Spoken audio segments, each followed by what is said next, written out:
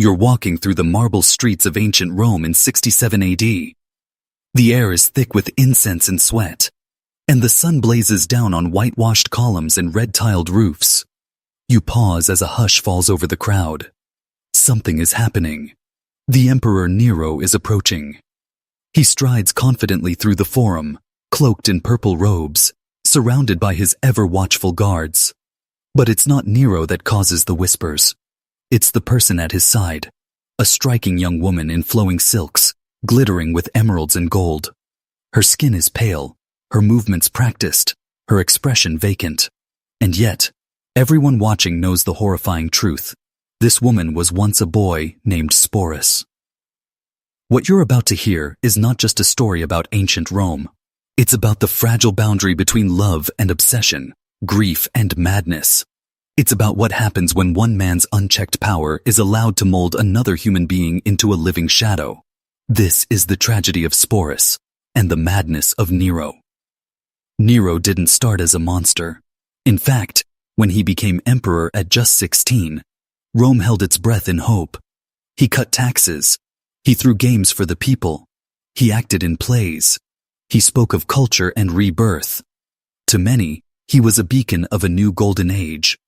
But behind the veil of reforms and performances, a storm was quietly building. By 65 AD, that storm broke. Nero had fallen madly in love, or so he believed, with a woman named Poppaea Sabina. She was everything he wanted, radiant, clever, ambitious. But Poppaea wasn't just beautiful. She was powerful. She had a sharp mind, a bold spirit, and a talent for survival in the snake pit of Roman politics. At the time, Nero was still married to Octavia, the quiet and politically inconvenient daughter of a former emperor. But Poppaea dazzled him. Where Octavia avoided the spotlight, Poppaea bathed in it. Their affair ignited gossip across Rome. But what began as lust quickly spiraled into obsession. Nero divorced Octavia, then had her exiled, and finally murdered. Then he married Poppaea in a grand imperial wedding, sparing no expense. Jewels from Egypt, silks from the East, garlands that perfumed the entire palace. Poppaea became empress, but she didn't just sit beside the throne. She wielded real influence. Still, power was a dangerous thing to hold when it came with Nero's love.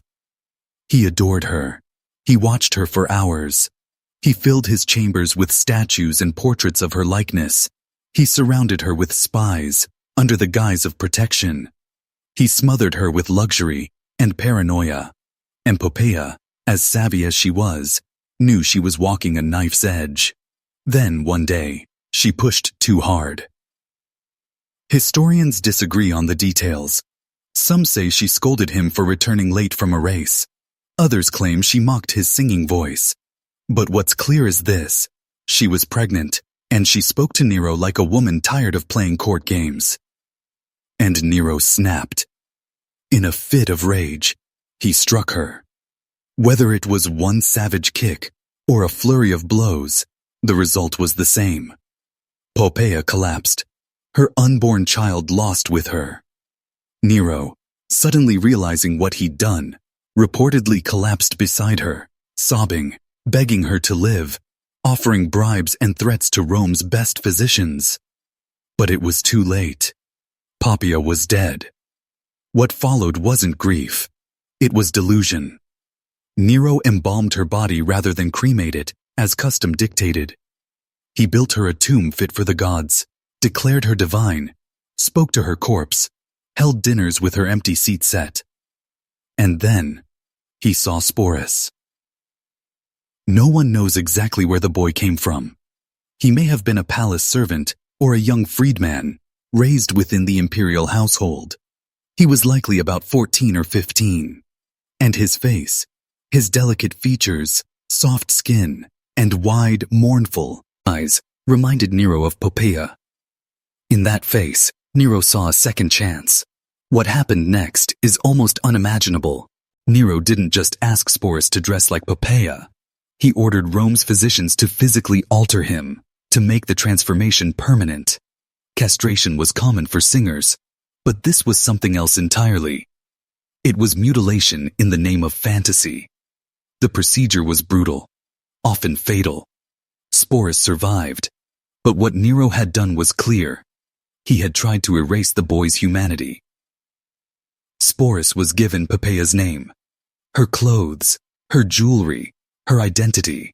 Every day, he was painted, perfumed, taught to walk and speak and smile like a woman he never met. He lived in rooms decorated with images of her. He wore the very gowns she had worn. Servants called him Lady Sabina.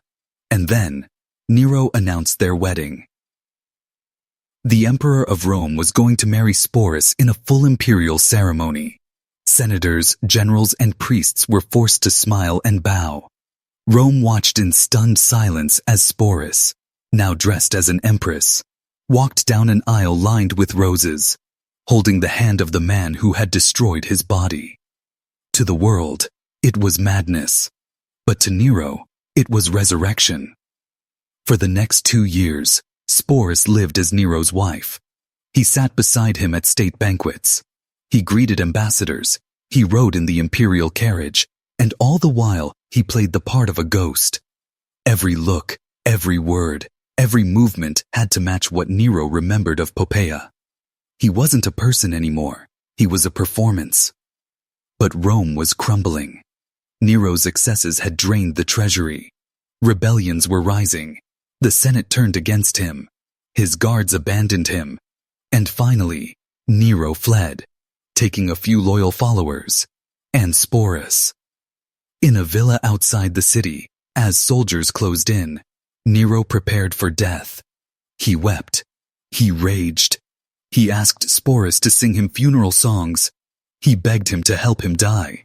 And when the moment came, as his enemies broke down the gates, Nero drove a dagger into his own throat.